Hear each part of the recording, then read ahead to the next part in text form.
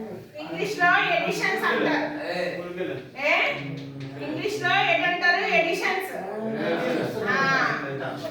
Editions అంటే కూడికలు.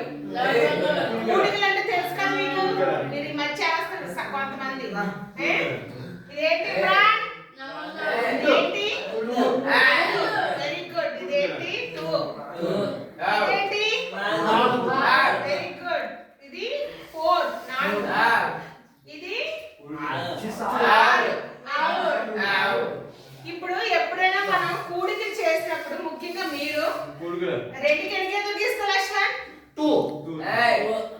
అడిగిన వాడు మాత్రమే సమాధానం చెప్పండి. బాబు ఎందుకు తీయాలి? Very good.